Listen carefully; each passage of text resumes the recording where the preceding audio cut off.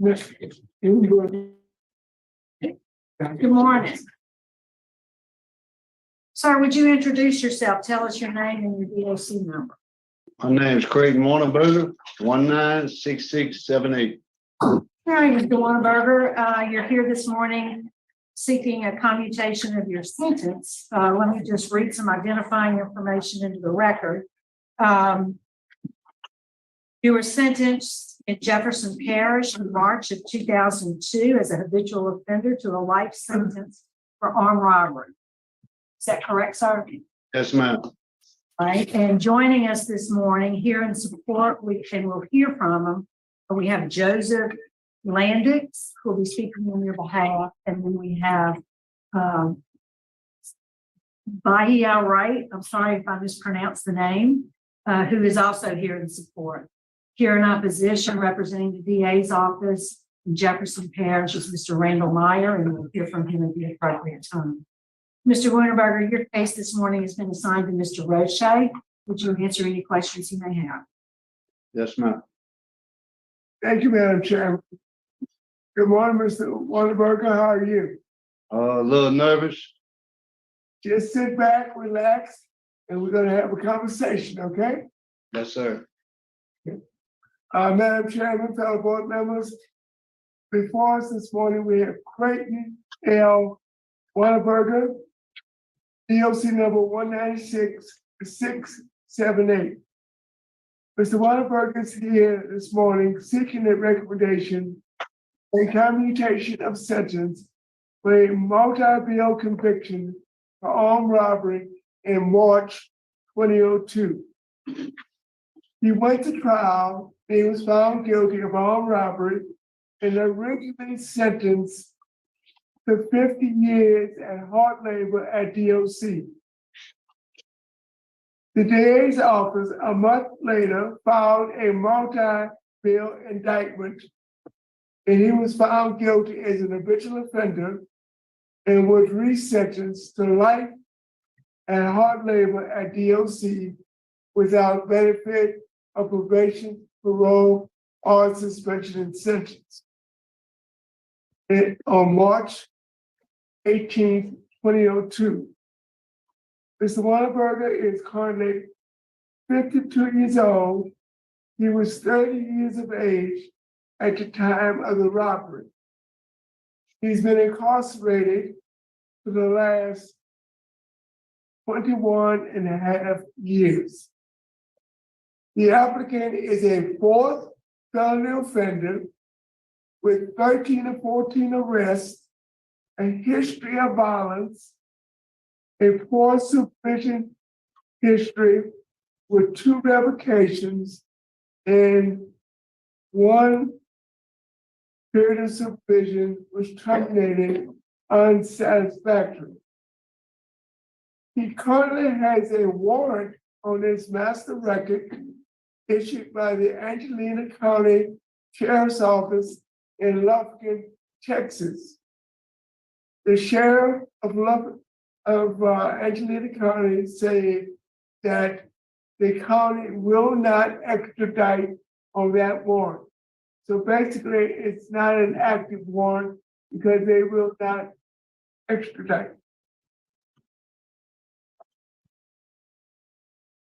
Mr. Wuneberger, tell the panel exactly what happened with the armed robbery of the Easy Serve convenience store in Marrero, Louisiana in May of 2001. Tell us exactly what happened. I was at a friend's house. We was drinking and doing drugs. We went to the store to get some more beer and some gas. As we went in the store, we was getting what we needed. I went back outside. I moved the vehicle to the side of the building. I grabbed a razor knife type thing. I went back in the store. They had Mr. and Mrs. King behind the counter. I went behind the counter. I put the knife to Mrs. King's neck and told Mr. King to give me the money. He gave me the money. I left the store and went back to my friend's house. According to the police report, when you went back out to the truck, the female that was with you came in, you walked to the cooler in the back, you had a conversation, and then you went behind the counter. Did you plan that robbery on the spur of the moment, or did you go to that store with the intent to rob Mr. King? And the only reason Mrs. King was there, she was visiting her husband at 4 o'clock in the morning and was a victim simply because she was wanting to see her husband.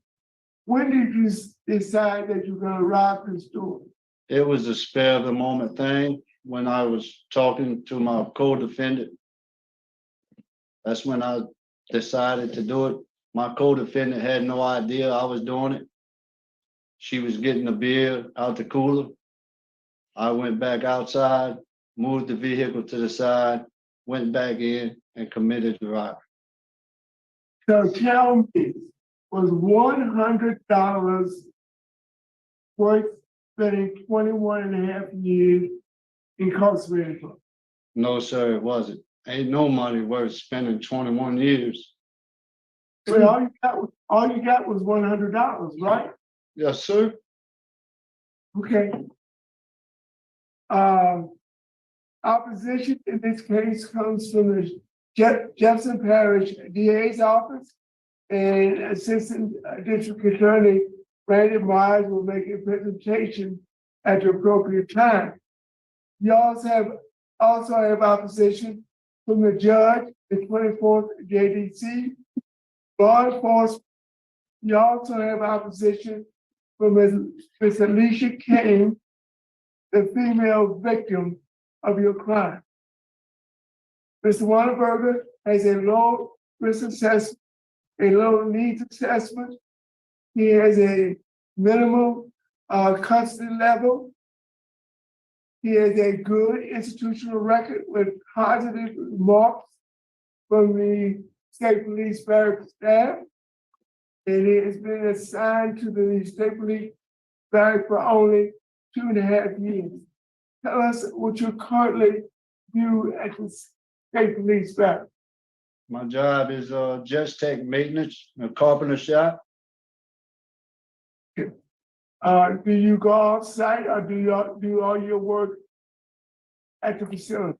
Most of our work's at the facility. Every now and then they ask us to go to headquarters and do work. What trustee status? What level trustee status are you? A, Okay, and how long have you been an A trustee? about 11 years. Okay, and before the state police barracks, you were at what facility? Angola. So you were a Class A trustee for 9 years at Louisiana State Penitentiary, is that correct? Yes, sir.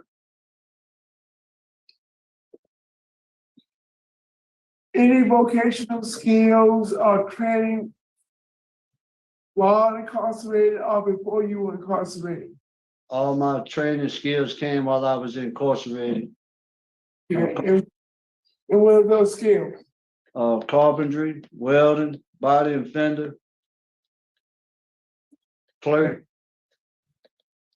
So let's go over some of the programs that you completed. Let's start with Cage to Rage, anger management. What other programs have you completed during your incarceration?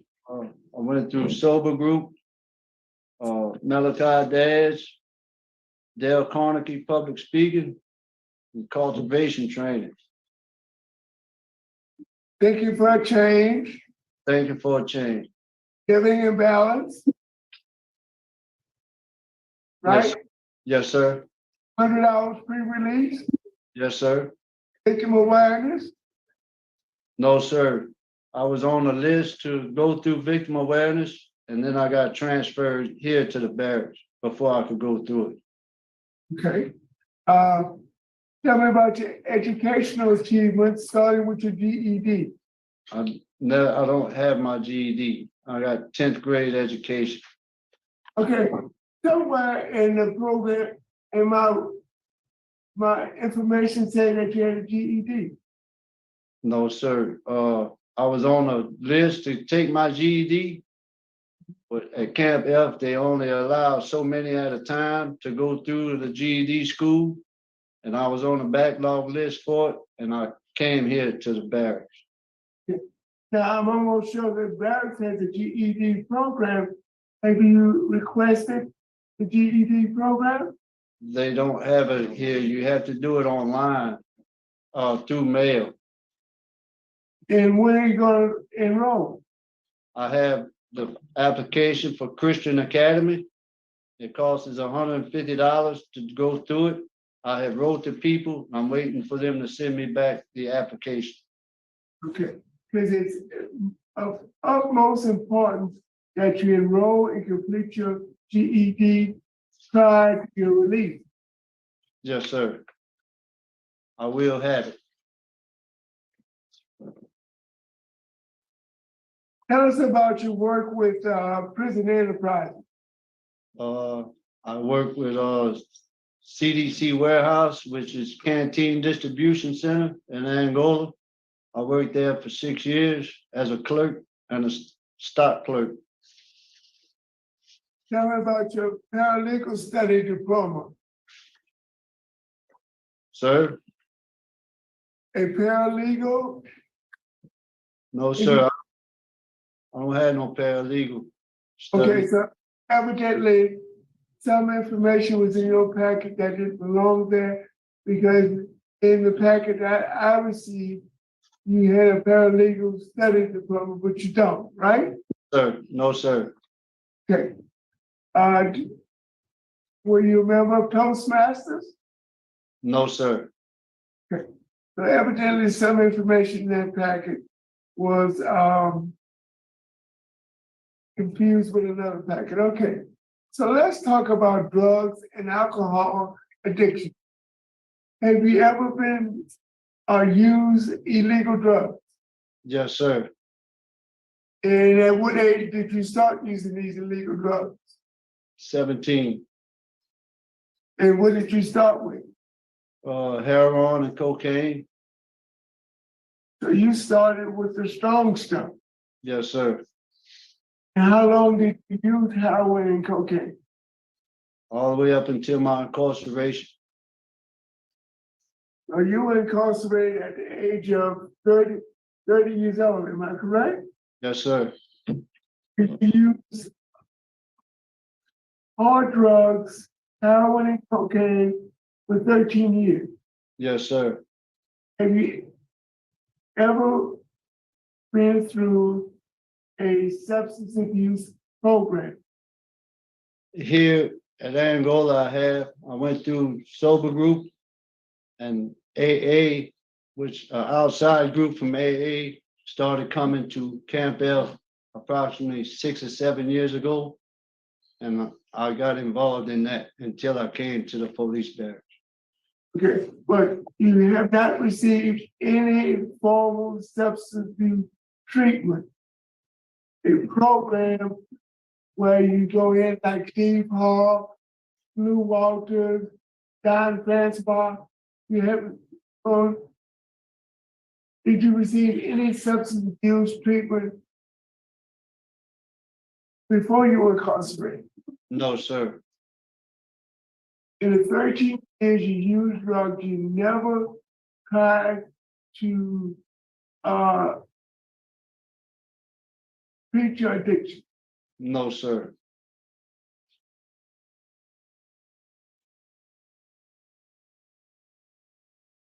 When's the last time you used illegal drugs? 20 years ago. When I first went to Angola, I smoked marijuana. I failed the piss test and they locked me up. And I have not touched drugs since. And what is your sobriety plan? How do you stay away from drugs? I have, if I am released, I have a group in Baton Rouge that will accept me.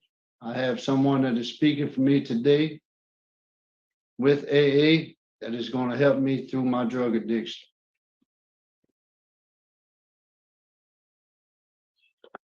Disciplinary conduct. You have 4 disciplinary write-ups and you have 4 disciplinary write-ups and almost 22 years of incarceration. Is that correct? Yes, sir. The last vote was in August of 2014. Is that correct? Yes, sir. And it was a number 28, an aggravated work offense. Tell us what happened. I worked at the horse lot, which we brought horses to different camps for the field. I had a cast on my hand for 3 months. The day after they took the cast off, my supervisor wanted me to go get a horse from my camp. I told him I could not ride the horse because I just had the cast taken off my hand. And he wrote me up for aggravated work offense. Okay. So let's talk about your transition plan. What is your initial transition plan? What do you plan to do if and when you're released? I have been accepted to the parole project for a long term. All my family has passed on, and I will stay there until I can get on my feet. And I have a job at Billard's Heating and Air Conditioning. Okay, tell me what happened to your transition plan with Crystal Calvin in Harvey, Louisiana. That is my daughter. And she's not on the right track, and I made it my own decision not to go there. Okay. And tell us how you discovered you had a daughter. Her mom wrote me a letter in 2011 saying that I had a daughter, which I never knew I had. And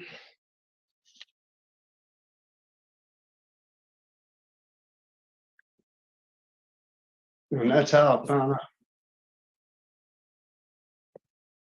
Have you met your daughter? Yes, sir.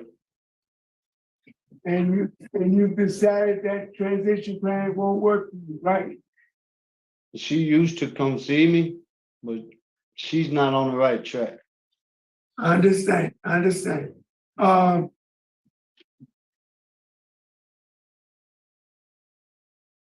You have letters of support from DOC administrators and staff, family and friends, and you have 1 letter of opposition from the female victim, Mrs. King, who is adamantly opposed to your clemency.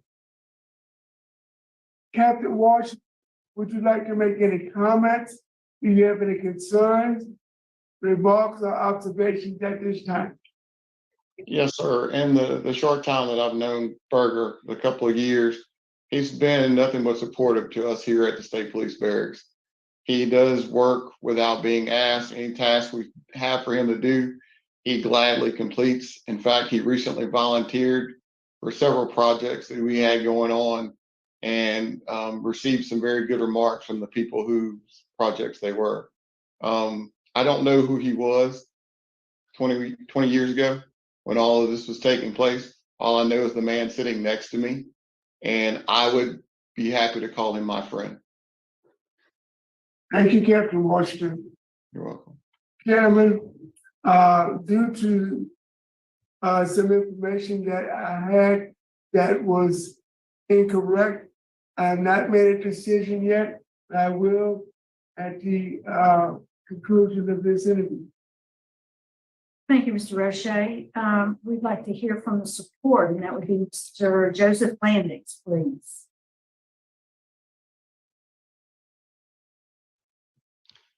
Good morning. My name is Joseph Landix. I have known Mr. Wuneberger for at least 17 years and 8 months. I've worked with him. at the CDC warehouse as a previously incarcerated offender. Mr. Berger was the heart and soul of CDC warehouse. He kept everybody in line. He made sure everybody followed the rules and regulations. What I didn't hear added in his record is during the height of COVID, the national pandemic, Mr. Berger was an active participant in a 24-hour stickout. In fact, he was the first offender selected from CDC. They sought his opinion about the rest of us, and a lot of us were selected. In fact, it was 4 of us. I've watched Mr. Berger transition. I watched him not involved in narcotics when it was available to him. I've watched his rehabilitation. I can attest to his rehabilitation. He's a great person, and yes, he made mistakes in his life. However, he's on the right path. In fact, after we were admitted back to Camp F, Mr. Berger was allowed to transition to the Louisiana State Police Barracks. Staff at the Louisiana Penitentiary can attest to his willingness to help anyone and everyone. He is not a violent person anymore. He is not a person of egotistical behavior. That said, I hereby speak on behalf of Mr. Berger, and I ask that each member of this panel take into consideration his rehabilitative efforts and make the decision based upon the man he has became and has yet to become. Thank you. All right, and thank you, Mr. Landick. We'll hear from the DA's office now, Mr. Meyer. Good morning, Randy Meyer, Assistant DA Jefferson Parish, and we're opposed due to the nature of the offense, insufficient time served as well. If you remove the habitual offender increase in his sentence, he was sentenced to 50 years initially without benefit of parole, and he has not served half of that for this offense. And there's strong victim opposition. Thank you. Thank you, sir. All right, Mr. Wuneberger, is there anything you'd like to say to us before we vote? I can't change what I did. But what I learned is I can change myself. And I did that through the program that I took. The AA, the anger management, thinking for a change.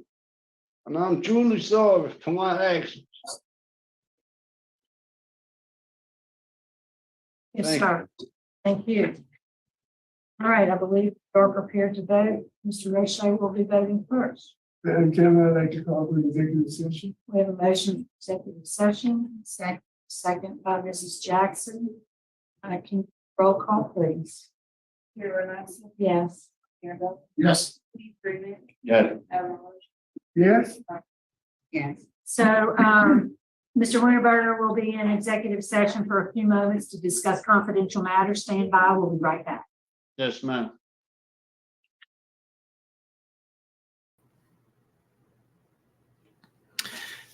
I do wonder if it's, the problem is they got the wrong pamphlets. They're looking at a pamphlet as someone who was doing Toastmasters, who was got a certification as a paralegal. So they may have kind of made up their mind before even hearing it, and now they have to go maybe look over what's accurate, what's not.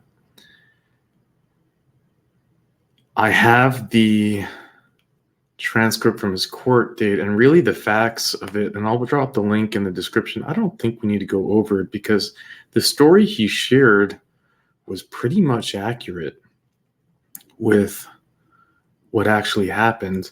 But the facts were is that it was 4 a.m. They went to the gas station. He was with the woman. The woman went in first to pay.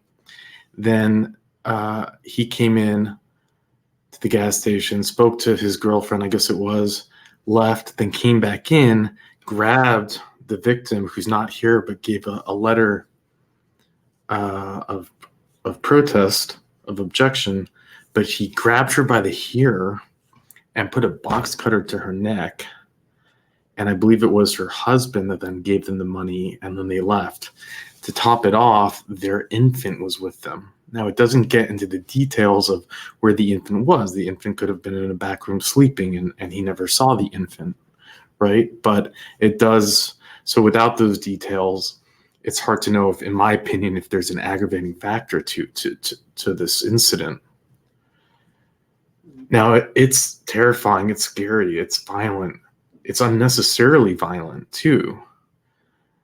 But the hearing right before this one, a man was given a commutation hearing, and this would be a spoiler alert if you didn't already see it, so you can turn off now if you haven't. But Mr. Toussaint Ridgway,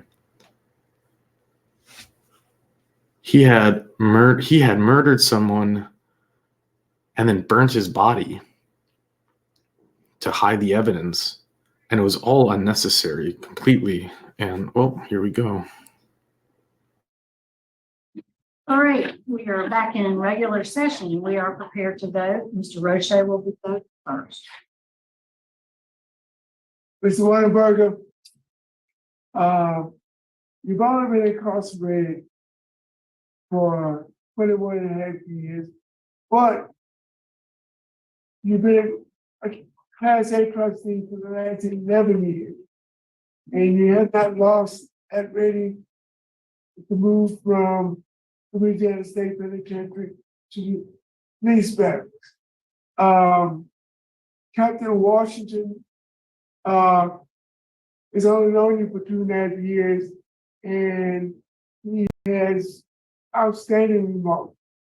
He even says he considers you a friend and someone that he would not be hesitant to associate with.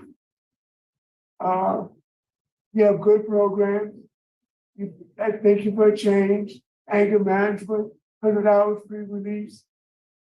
And I would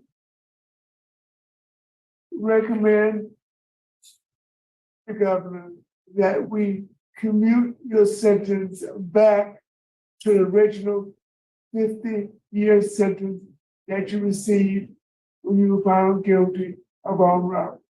That is my vote. Thank you, Mr. Roche. Mr. Marabella, My vote would be likewise the same for the same reasons. Mr. Freeman, My vote is likewise. Your interview changed my mind. But I would suggest when you get out that you immediately enroll in AA and NA and get a sponsor. Mrs. Jackson, My vote is the same for the same reason. and Mr. Berger, I do concur with my colleagues. My vote today would be to make a recommendation as soon as we can move. Yes, ma'am. Thank you.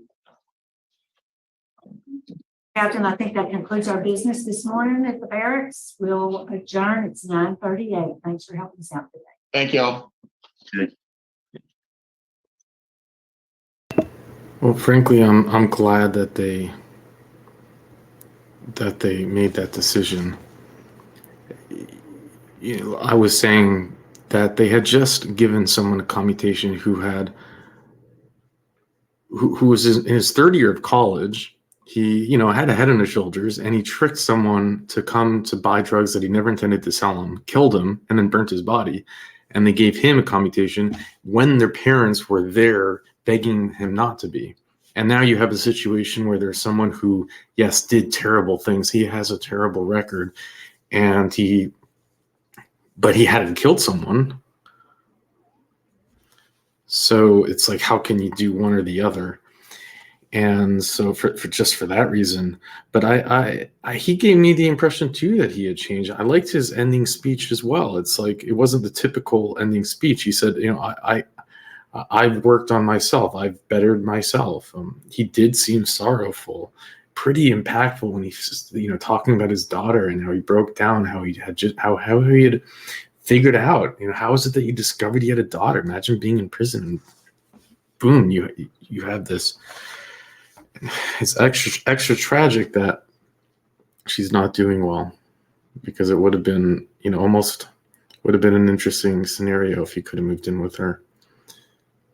I was going to say Hollywood ending, but that might not be the right words. Now it's a commutation, right? So this is going to go to the governor. The governor's going to have to sign off on it. Then he's going to have another parole hearing. He can't get in trouble between then and here. there's no guarantees if the governor will sign off on it, although it's very likely. There's no guarantees when he will, though, and when this whole process can happen. So it's a huge step in his freedom. And the idea that they gave him 50 years means, I believe, I don't know for certain, I'm sure many of you watching this will know, put it in the comment section, but I do believe that it makes him immediately eligible for parole.